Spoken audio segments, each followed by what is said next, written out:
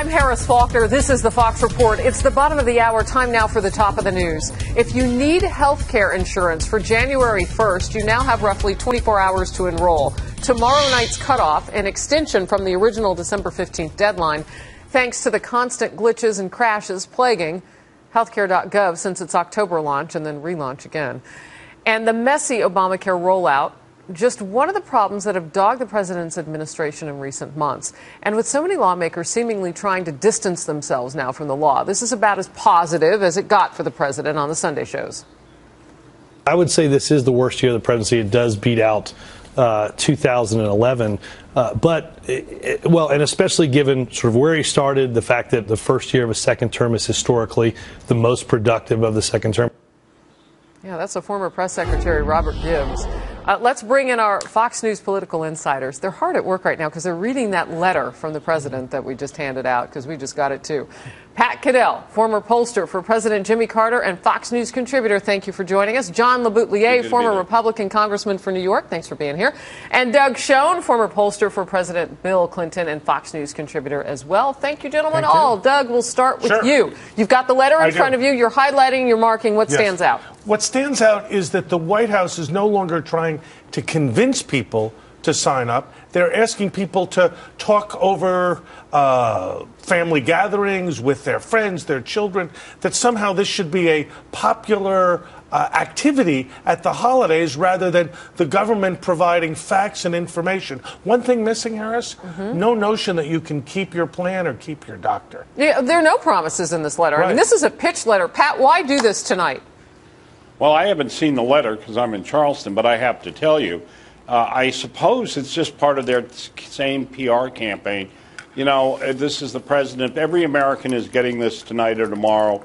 I guess it's a little bit like, here's my Christmas present to you. Unfortunately, I think most of the country thinks Obamacare right now is like a lump of coal. You know, this is kind of like Kathleen Sebelius just before. Wasn't it on like Black Friday? Yeah, right around the Thanksgiving holiday, she put out that sort of shopping primer on how to pick up health care. But now we're in the 11th hour and people still haven't been able to do it. John? Yeah, reading this thing, I have two words for it: pathetic and desperate.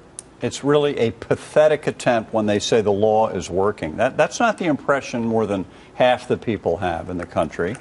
And the key group, the young people, really don't like this law. The more they learn about it, they don't like the fact that the security of the website's bad, which we've talked about with you before. And they don't like the fact that the website has been balky and slow, and they're used to fast stuff on the internet.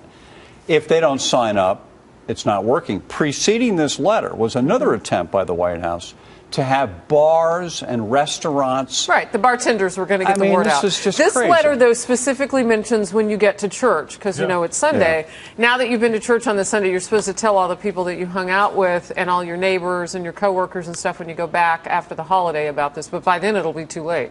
Well, I think ultimately the White House is saying, we really don't believe that we can do it. You've got to do it. By the way, people are signing up.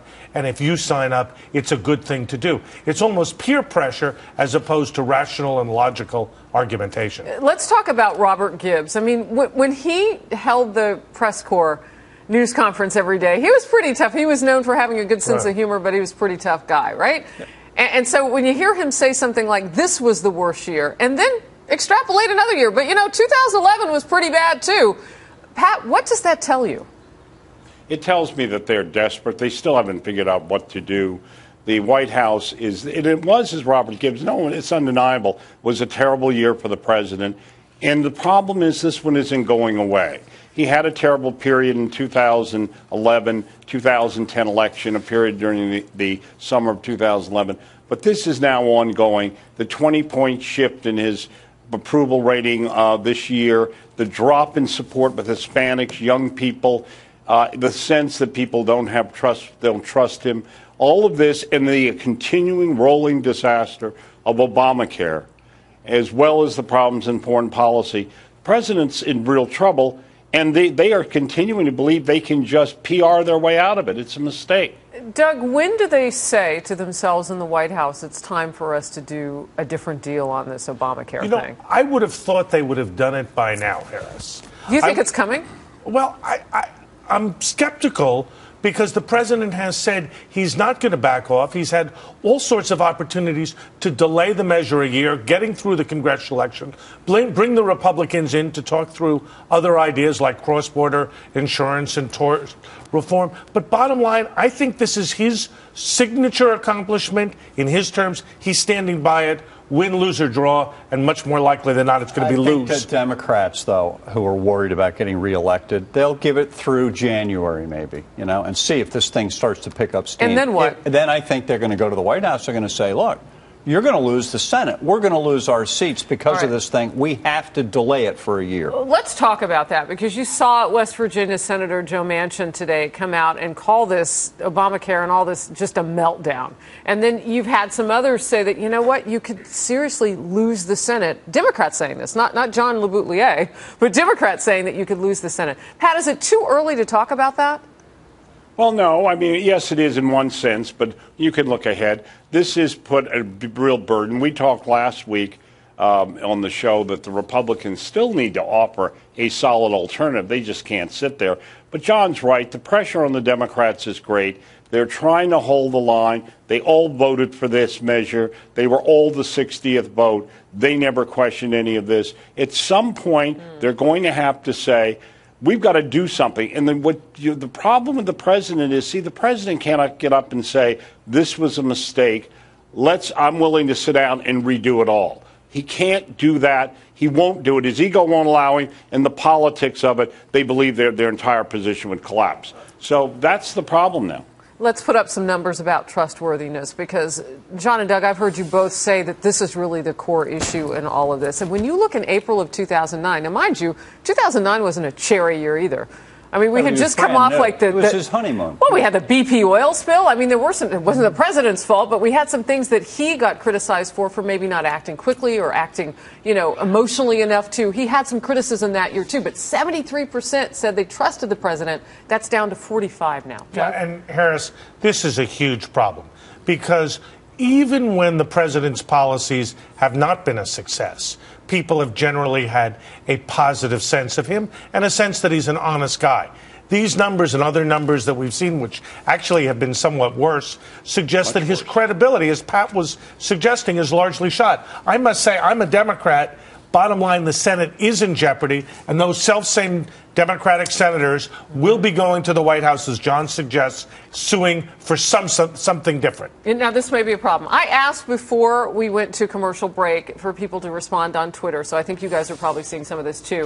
Yep. Have you signed up for Obamacare? Will you be doing what the president asked in this 11th hour letter today? Go tell your neighbors and friends.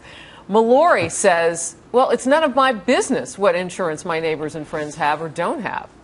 Oopsie. Yeah, well, that's not good. And, I think more people are probably going to tell their neighbors, stay away from this thing. Let's wait and see if it's going to work before you sign up for it. But Mallory makes an important point, Harris. This is private business. It's personal. It's personal. I don't ask you. You don't ask me about health care. It's not something you talk about over the water cooler or on Christmas Eve. Pat, go ahead. Finish your thought. Desperate. It's really desperate. I mean, this is amazing to ask people to go and do this, to talk to their neighbors, to be nothing but frontmen for Obamacare. The problem is it's like a good. This is terrible damaged brand right now. It is damaged, and now you're telling the public to go out and tell people, oh, buy the brand, watch the thing, even though it doesn't work. It just makes you look bad, and as my colleagues just said, and it touches on something that's very personal. I don't know what they're thinking there. But it is, they're obviously drinking some kind of Kool-Aid, and it's late.